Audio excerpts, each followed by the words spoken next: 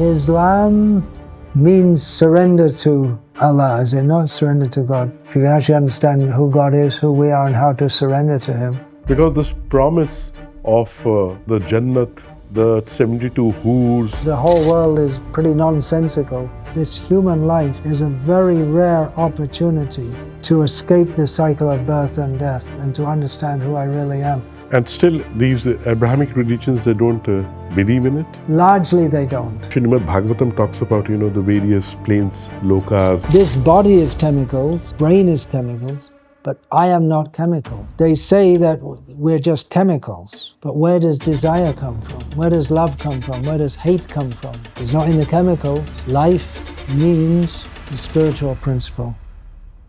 Some people feel, that they have to choose between science and spirituality. What are your thoughts on this? Is there a conflict between both? Science can say what, how, when, but can't say why. The ultimate question is why. And that answer is given by spiritual knowledge. Artificially has become a clash. Do you think eventually the world will realize, the wisdom of the Vedic teachings?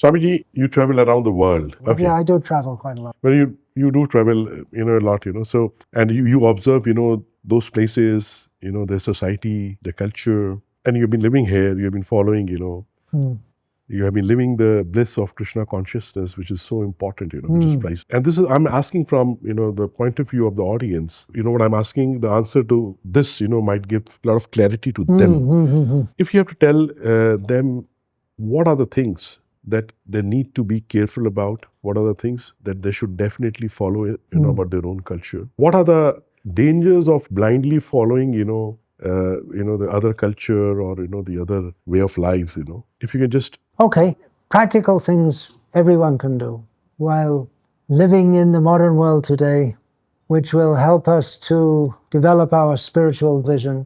We can chant Hare Krishna. Everyone can do that. You see, we have a bead bag with tulasi beads. Everyone can chant. Everyone at home can do puja. Many people are doing.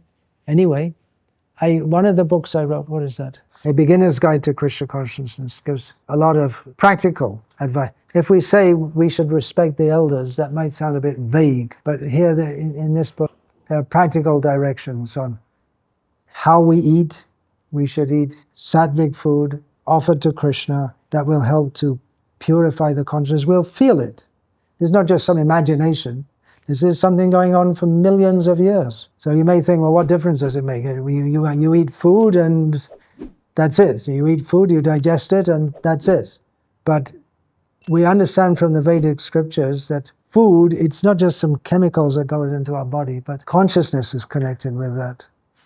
That if you kill animals to eat, then there's a sinful reaction that goes with that. If you cook even vegetables to eat, but you don't offer it to Krishna, then there's a sinful reaction even with that. But if you take food offered to Krishna, then you get Krishna's blessing. So that's, prasad is important. And there is a difference. You can understand that if you buy some food from some fast food joint, whatever the taste may be, it's not going to have the same love in it that the mother, when she cooks and gives the children. So the consciousness enters the food. So it's a simple thing you can do. Cook nicely for Krishna, sattvic foods, offer it to Krishna, and then distribute it to the family. And that will be with your mother's love and Krishna's love, and that will nourish yourself and the children spiritually also. Simple things. Everyone can do. You have traveled very vastly, in Bharat itself. Yeah. What do you share with us, your experience? That's a lot. Something, Again, I have a book, Glimpses of Traditional India. I have several books about India, Glimpses of Traditional Indian Life. Yeah, I first started traveling in 1970s, and I'd read about Vedic culture in Srila Prabhupada's books, but I really started to experience it when I was traveling in India. I saw people at their best in as much as when I was going to a place, then we were going to have programs of kirtan and pravachan, and people were in their more spiritual mood, you could say. So I saw people at their best. And I saw well-functioning families of 3 or 4 generations all living together, which I'd never seen before or imagined before. So I really saw the culture as it was, and that was a great gift for me. So what was the question? Your experiences of My travel. What did you experiences. observe? Yeah, that I observed. In all these decades, Yeah. And how are the things now as compared to the Things past? have come down. Things have come down. Yeah, that's for sure. But it can come back up again. The potential is always there, but you want to catch it. You want to catch it before it gets too low. There's great hope, tremendous spiritual potential in this land. Yeah, I'm fortunate. I visited so many holy places. I've met so many cultured, spiritually advanced people. Just yesterday I was in Udupi, which people in the north don't know much about it. It's the seat of the Madhvacharya Sampradaya. Still they're running on traditional Gurukul system, and still they have a very strong philosophical and behavioral Vaishnava culture. Very strong. I've been there many times. Prachyam has made a film, Uh-huh. Yeah, on the Gurukul of Udupi. Oh, really? That's Yeah. good. It's okay. You know more about it than I do. Swamiji, you often talk about, reincarnation. Now, in all the religions that are, Abrahamic religions, so-called, around the world, Hindu Dharma is the only Dharma which actually talks about reincarnation. Buddhism, Buddhism, it's a part of Hinduism only. What exactly, would you like to enlighten the audience, about reincarnation? well, if we understand that reincarnation is a fact, it should influence our whole life, because every action has a reaction. So that should be, that's a massive change. Just thinking that I'm going to die and then either I'm dying and then it's all finished, or I die and then I go to heaven because I'm a Christian. Understanding I'm just in one blip of time. If I live to be, say, 80 years old, it's just a blip in time. But before that blip, I was in so many bodies. And after this, I'm going to be in so many bodies. But this human life is a very rare opportunity to escape the cycle of birth and death and to understand who I really am. It really puts in perspective how important this human form of life is. And we see all other living beings differently also. We see, for instance, a snake is in that body. It's also a living being, a jiva, has fallen in that condition due to some sinful activities. So our whole way of seeing the whole world changes completely. And still, these Abrahamic religions, they don't believe in it? Largely they don't. Apparently the early Christians, many of them did believe in it, but that was definitively edited out of Christianity about 3 centuries after Christ. They decided that we're not going to accept any ideas of reincarnation, and that was it, finished. And it became punishable by death to even discuss reincarnation. Such that I was growing up in England and I never even heard of reincarnation till I was about 12 years old, something like that. It was effectively squelched. Although prior to Christianity, there were religions going on all over Europe which did accept reincarnation, but that was destroyed by Christianity, wiped out. Really, they killed people who didn't want to follow it. People who still wanted to believe in reincarnation, they just killed them, that's all. So what happens, when societies, they don't believe, in this concept, and they always feel, that this is the only life they have? And then you can see the whole Western world, the Islamic world. There are spiritually minded people, but they can never have the same depth of understanding. If you don't get the first lesson right, it's just like in mathematics. How can you go on to higher mathematics if you don't even understand 2 + 2 = 4? You have to know the basics. But some Western thinkers and philosophers, they have accepted it. They have, yeah. Prior to Christianity. And then throughout the centuries there were persons, but it was dangerous to believe in it. And then in the 19th century, with translations of the Gita and the Upanishads, then Western thinkers started to pick it up. Schopenhauer in Germany and Emerson and Thoreau in America, they started to pick up those ideas. Even at the time of Shakespeare, the idea was known because it came in one of his dramas, Twelfth Night, and it was a joke. Don't kill that partridge, it might be your grandmother. So that was alluding to the idea of reincarnation.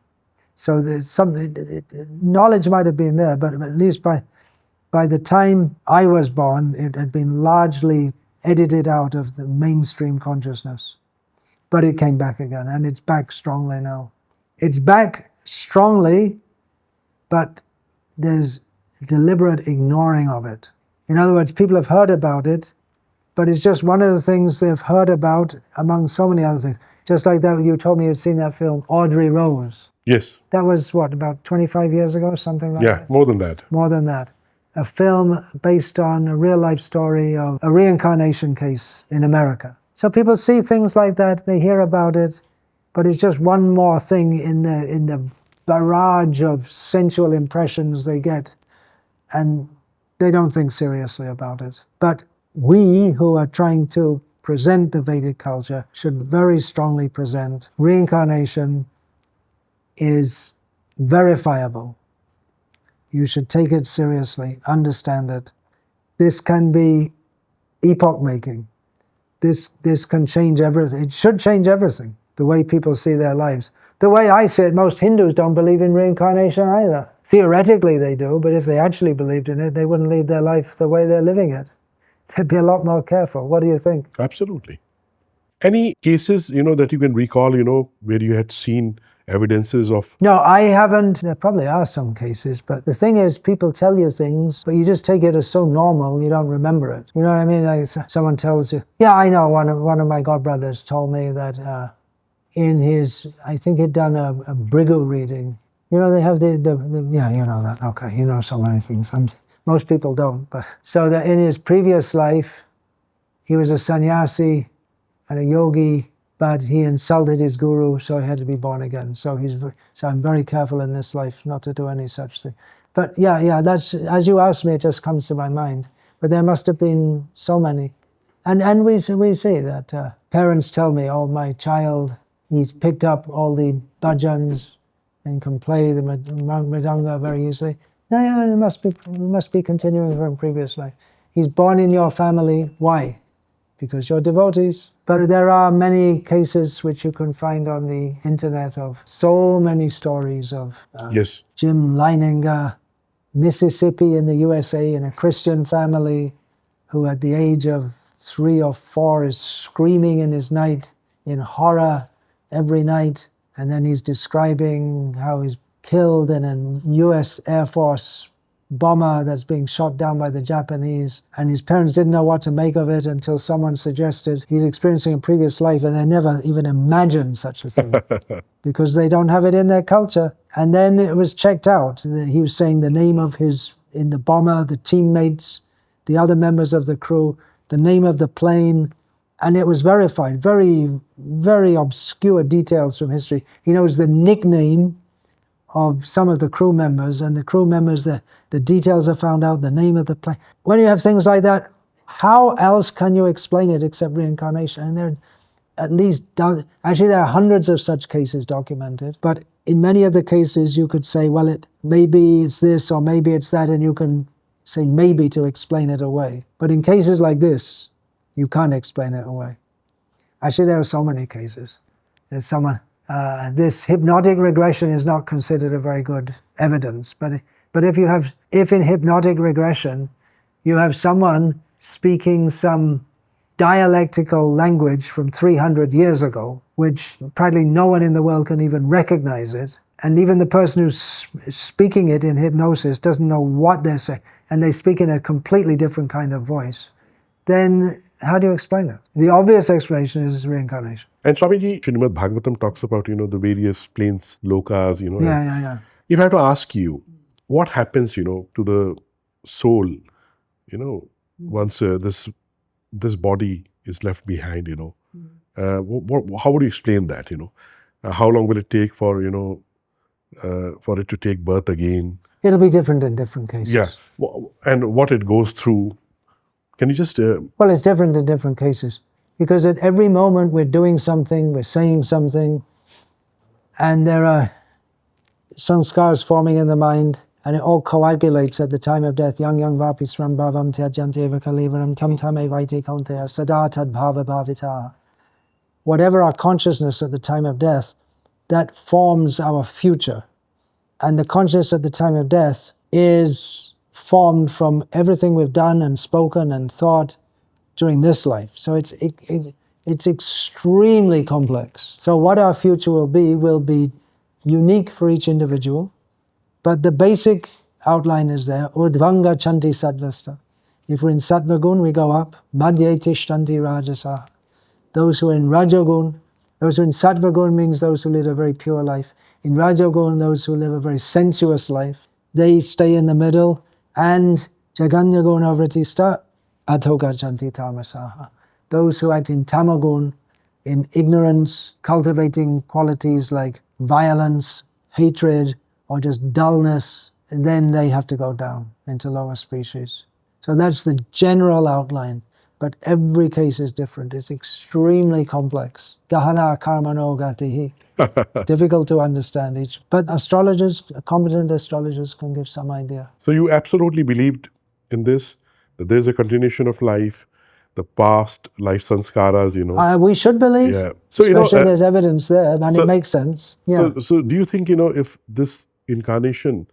Let me put it another way. I am not chemicals. You are not chemicals. This body is chemicals, the brain is chemicals, but I am not chemicals.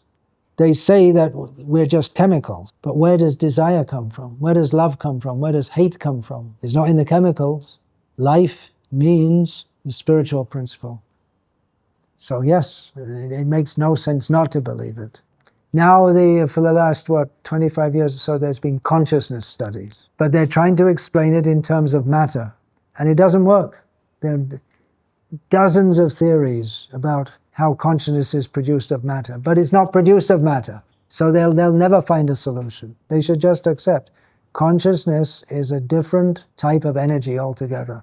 Aparaya mitastvanyang prakritim vidhi me param jiva bhutang mahabaho yayedam dharyate jagat. It's all in Bhagavad Gita. Everything's in Bhagavad Gita. It's a different type of energy, Krishna says, the spiritual energy. So if the concept of incarnation is understood properly by other religions, say, by Islam, do you think that the fundamentalism, that the world is facing, is going to get reduced? Islam means surrender to Allah, is it not? Surrender to God. So it'll be brought to perfection by this spiritual knowledge.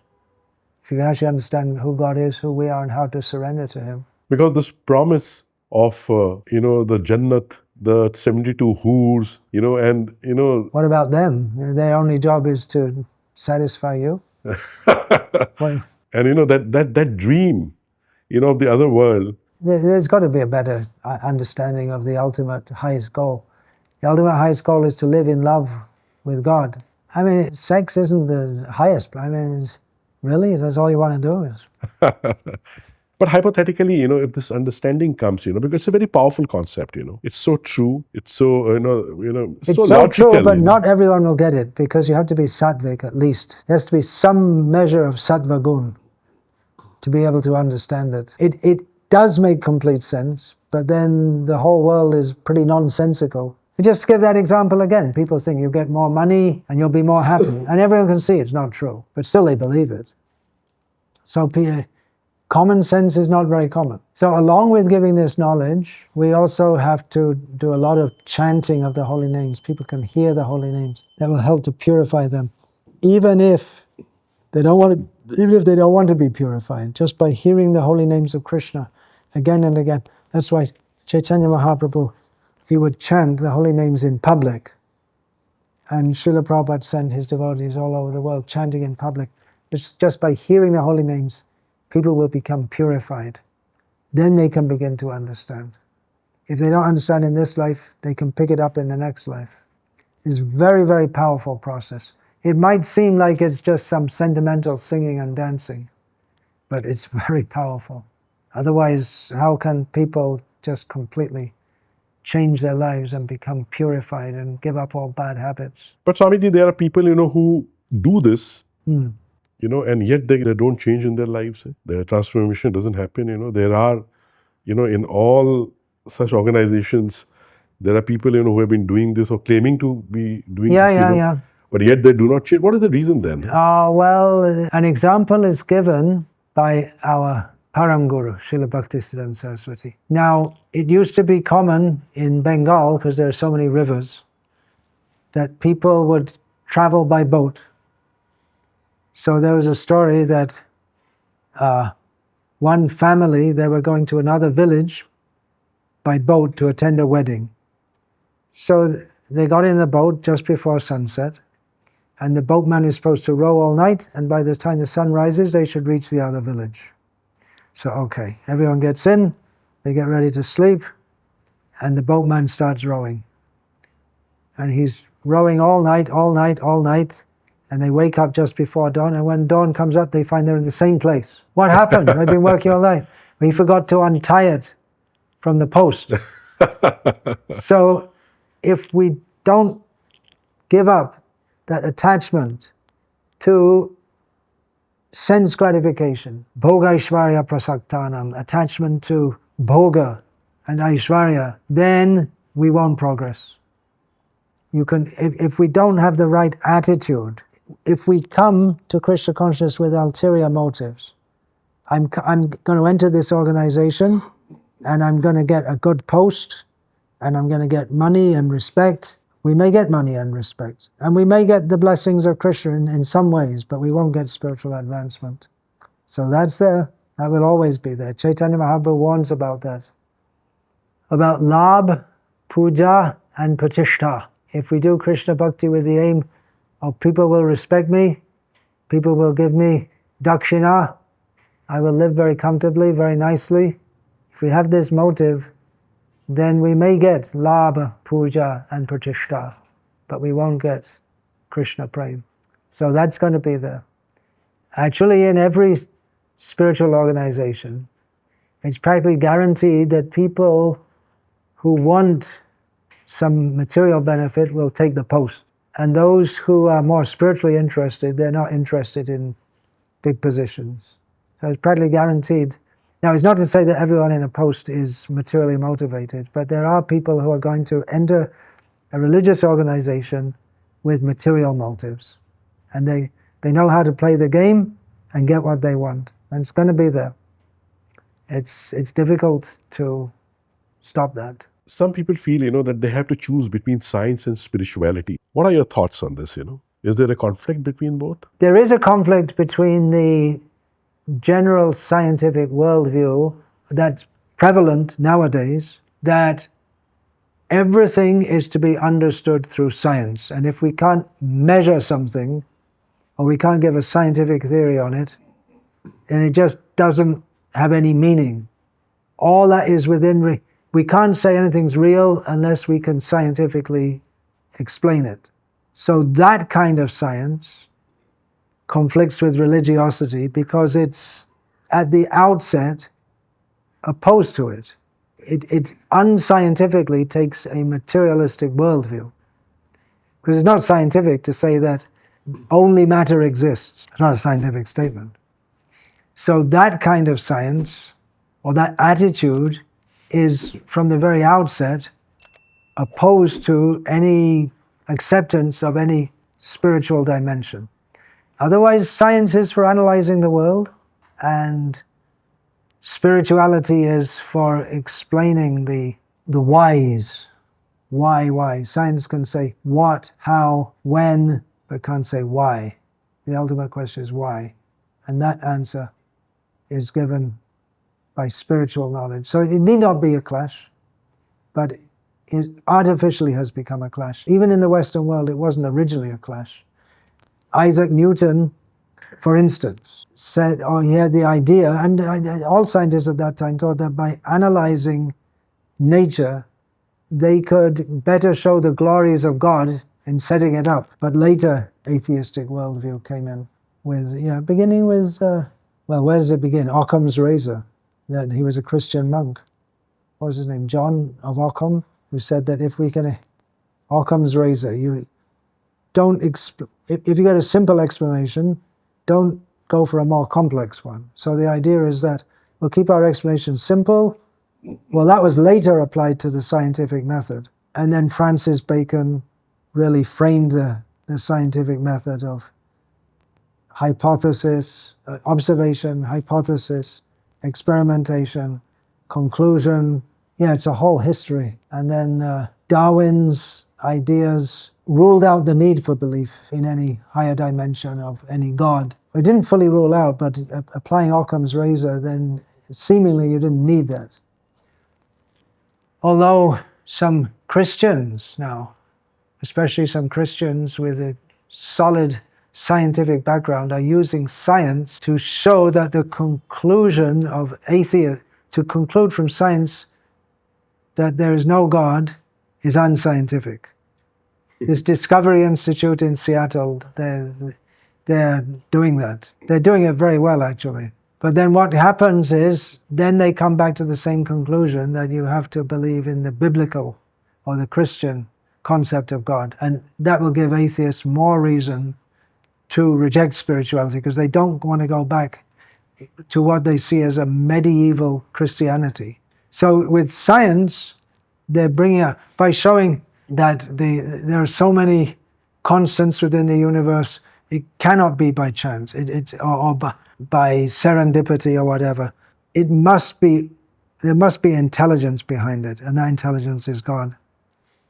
So scientifically, they're showing that, and it's hard to argue with. And the next generation of scientists, maybe they'll be, if they're actually going to be scientific, they're going to have to accept this, because science progresses one funeral at a time. The old scientists die out. But then there's going to be resistance, because the Christian concept of God is it's actually very nasty. You have this God who creates all these human beings, and then most of them he throws into hell forever, and they only get one chance. So the opportunity is going to be there to present, here is a picture, an understanding of the Supreme Personality of Godhead, who really is loving, and he doesn't just whimsically create you in one life and then send you into hell forever, but he gives you chance after chance after chance. So there is good hope in this crazy world for giving some sane understanding. Do you think eventually the world will realize, the wisdom of the Vedic teachings and? Well, it's up to those who have it to propagate it. There is good scope. Do you think that that people from other religion will understand what Hindu Dharma? Well, this understanding of reincarnation, if it's propagated sensibly, scientifically, if people have any brains left, they should be able to understand it. There is good hope. Why not? It seems almost impossible, but the Pandavas against the Kauravas, it didn't seem they were going to win. A monkey army against the undefeatable Ravana, didn't seem they had any hope. But yatra yogeshvara Krishna, yatra parthadanodaraha tatra shreya vijayo bhutya dhruvaniti matirmama. If there's Krishna and his pure devotee, everything else will come. So there is good hope. And again, I want to say this chanting of the holy names is very, very powerful. That should be promoted very strongly everywhere. Looking at the world today, Swamiji, as you see around, there's so much of conflict, wars, insecurity, anxiety, challenges. What role do you feel India can play on the global stage, Yeah, I've said it. It should be the spiritual leader of the world. It can be expected in Kali Yuga. Everything's getting worse. But Bharat should lead the way. And how can Bharat lead this way? Because Bharat, the people in Bharat themselves have forgotten. No, I don't think they've fully forgotten it, but they need some more prodding. Great things can happen. Miracles are already happening. Cumulative effect as more and more people come to Krishna consciousness. One thing also is as people get more and more period, oppressed by the life today, then more and more they may look for alternatives also, better way of life. So the first reformation should come in Bharat. It can come anywhere, but definitely most potential is here. Should come from here. Best to come from here. So instead of, even the government should understand this. Of course, yeah. Yadyadacharati shrishtas tattadeve terojanaha. The leaders, Raja Vidya, this knowledge is for the kings.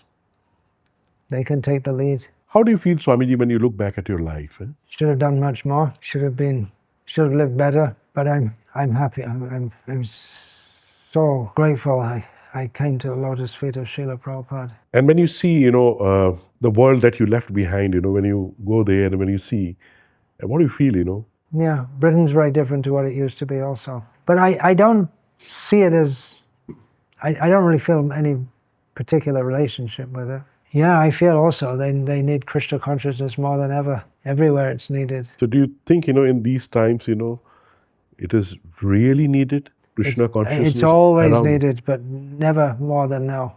Never more than now. When people are so much, everything, insecure and no real happiness in life. If I have to ask you in 3 simple steps, if somebody wants to walk up, on the spiritual path of Krishna consciousness, how he should go about it? The first thing is there should be some faith, and that's taken for granted if you want to go forward. Ado Shraddha Tata Sadhu Sangha. Then you should associate with devotees who can give you guidance. Then the next step is Ata Bhajana Kriya. Then you should take up the practices under the guidance of sadhus. And then very seriously, should work on anartha nivritti, on purification. Do you think, Swamiji, that a new spiritual revolution is going to come? It's already going on, isn't it? And how long will it take? That we have to see. It depends on the sincerity of the devotees involved. It's already going on. I'm part of it. Prachyam is part of it. Definitely. I am part of it. Yeah. I was inspired by my guru to come back to Bharat. Who is, if you don't mind? My guru was from Kashi. His name was Swami Shivananda. And he introduced me to the real Bharat. And that inspiration, it stayed with me. And I thought, and as you can relate with it, that once you have experienced something, you want to share with the world. Right. So I thought, how can I share, what I have known through my guru? So I thought, films are the best medium to share that, So this is what I do. I tell stories of Bharat, our culture, traditions, parampara, itihas, through films. And through such podcasts, meeting such great people like you, and sharing, their life experiences. I'm glad you think me great. How does that sound? Sounds like ahankar, doesn't it? But if you see something laudable in me, that you should know is a reflection of my Guru's mercy. Beautiful. I would like to see people, I would like people to see me as great, but understanding where that comes from.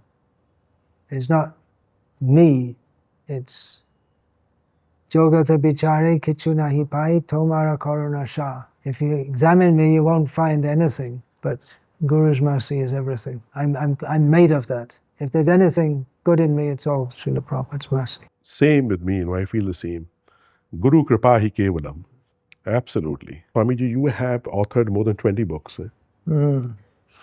This is voluminous. Especially the 3-part, of the book you have written on your Param Guru.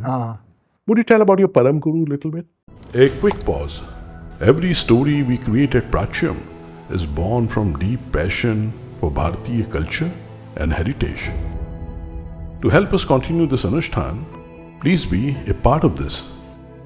Subscribe to this truly Bharatiya OTT at www.prachyam.com or scan this QR code of prachyam.org to donate for this cause. Your support helps us keep this cultural journey alive. Be a part of this dharmic resurgence. Every drop counts.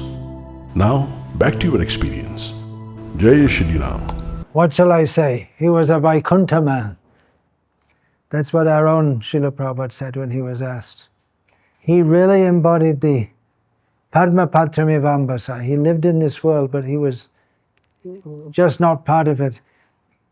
In many ways, he seemed to be different to our own Srila Prabhupada. In this way, I'll tell you.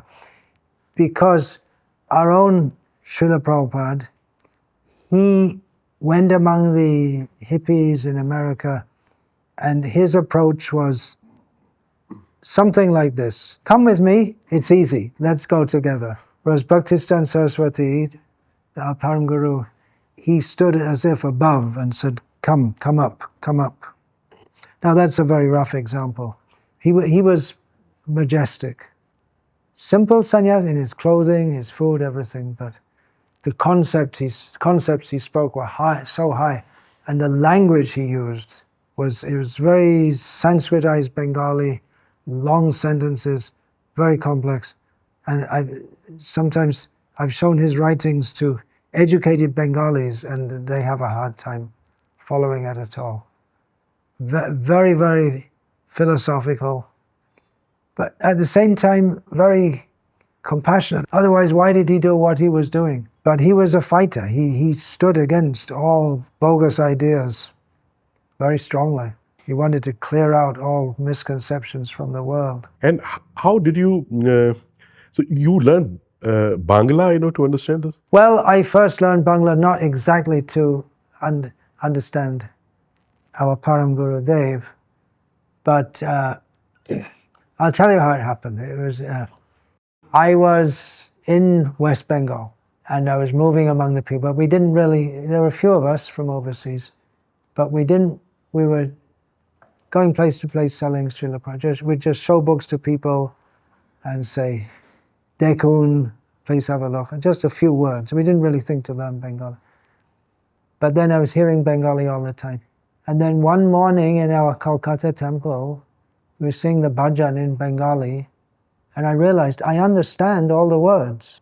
And it's so beautiful, and I'm living in Bengal. Why don't I can learn this language, and then I'll have there'll be a whole new vista open to me.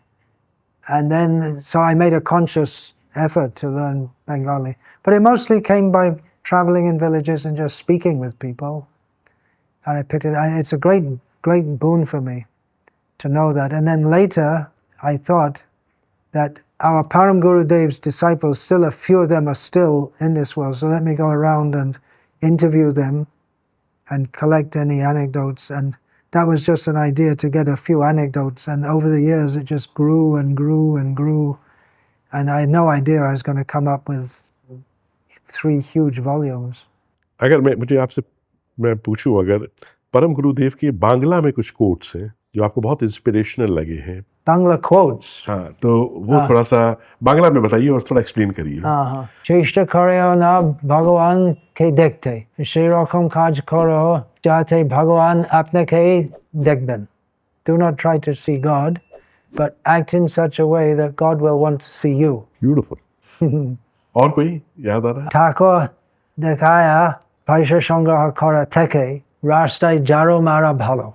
Better than showing the deity just to make money, better you sweep the street. In other words, make an honest living rather than being just showing the deity just to make a living.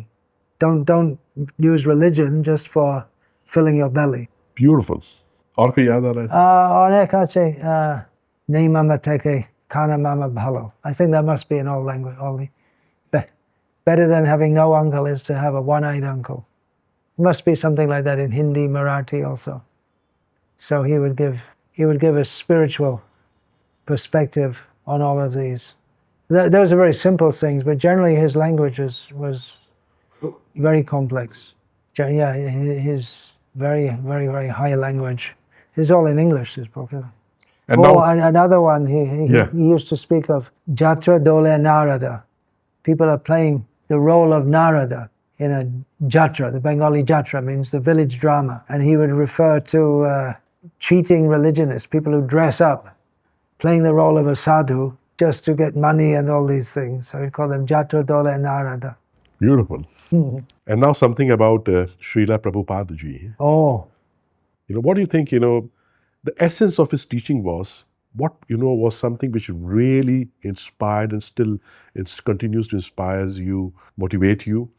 And what do you think the world can learn from the life and the teachings of? Well, the essence of his teachings is the same as the essence of Krishna's teachings, because he only taught what Krishna taught.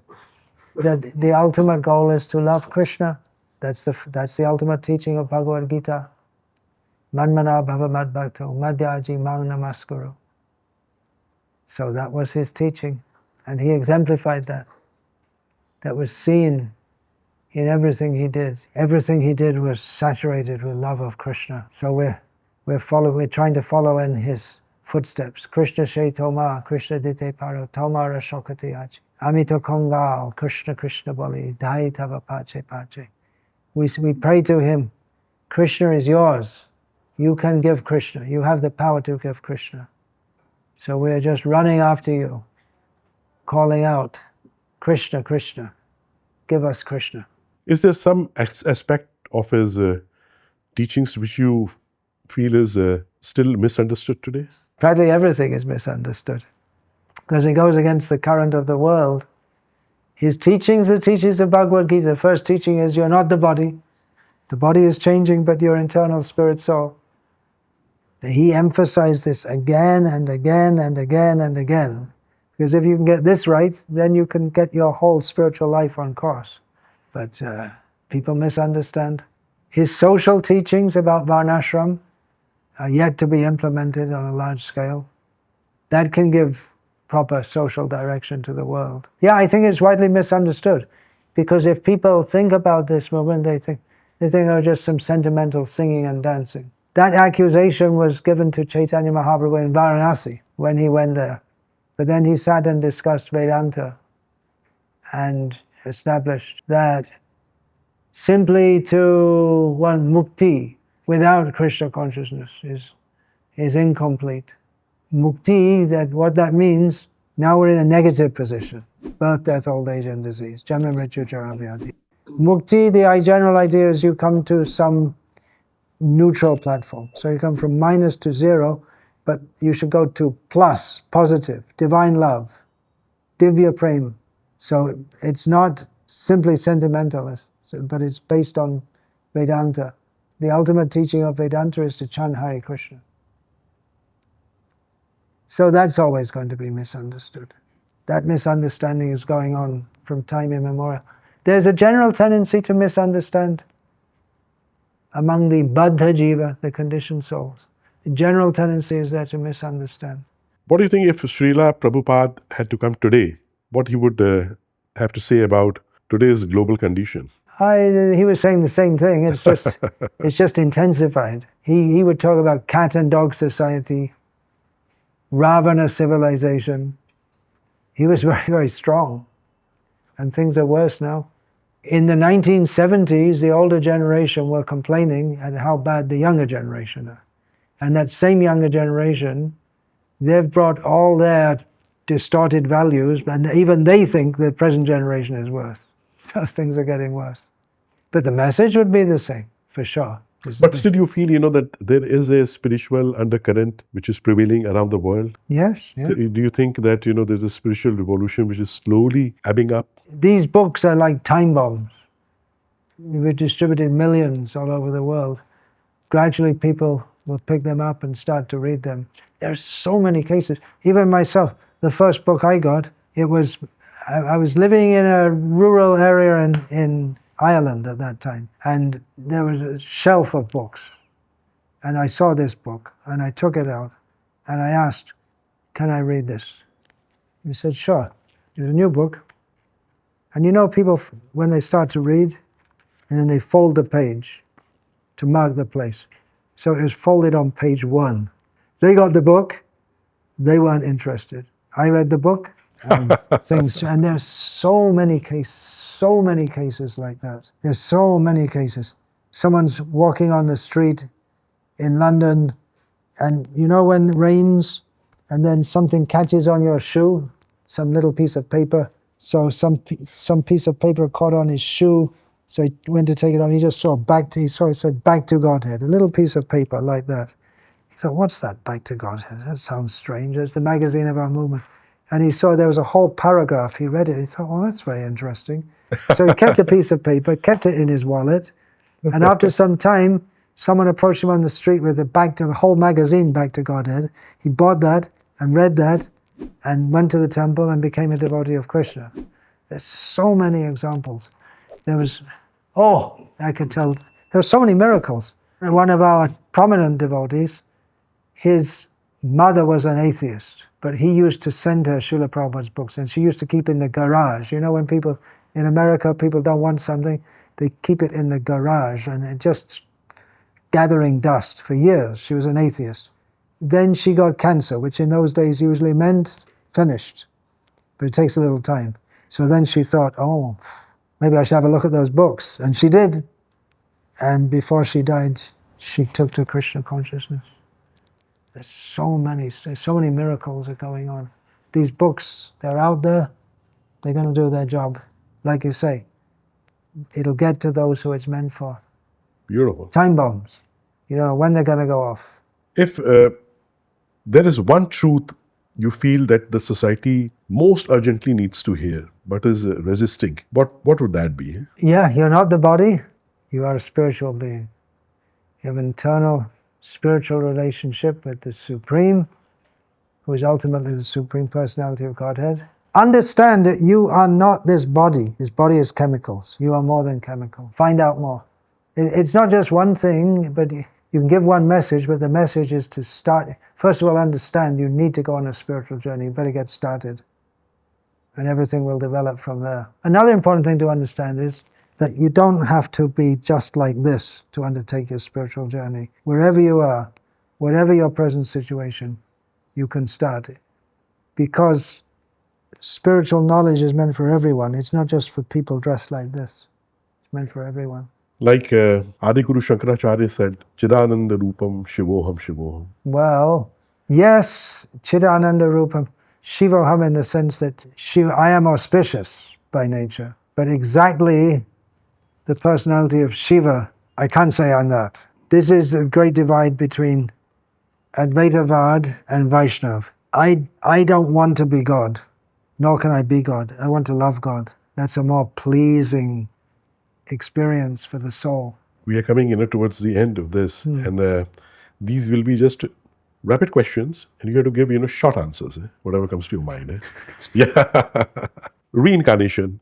Why do you think Islam and Christianity is wrong? Because they don't accept the reality of reincarnation, so their whole basis is mistaken. The whole idea you have one life and then you either go to heaven or hell is based on a mistake, and it also casts God in a very bad light. He only gives you one chance, and then that's it. Western society and culture, its reality and the challenges. It's reality, the reality that is there. Yeah, you can't say it's not there. The challenge is that it's dysfunctional. It doesn't bring happiness to people in this life, and there's no question of spiritual fulfillment. So especially those who have got human birth in Bharat should take advantage of their own deep spiritual culture. And the dangers of aping the Western culture by the Indians today? And that you can see all around. People are not happy. Then what's the benefit of this? Adopting a way of life which is guaranteed to make you miserable. Isn't that stupid? Sometimes I say Indians are the most stupid people in the world. What do you think about that? If you have the best possible thing and you ignore, you have a beautiful feast to eat, and instead there's someone, you go to the toilet and start eating out of the toilet. And that's insanity, isn't it?